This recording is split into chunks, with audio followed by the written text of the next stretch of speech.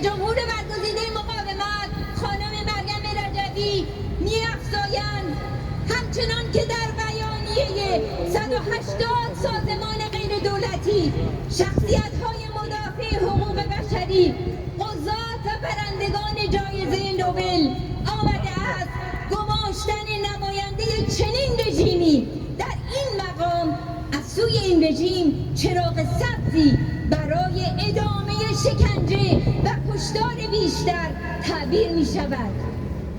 برخی این انتصاب رسوا را یک جابجایی منطقی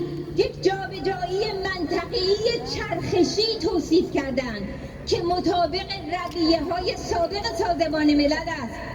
پاسخ مردم ایران و همه مدافعان حقوق بشر به چنین توجیه کنندگانی این است که شرم بر شما باد.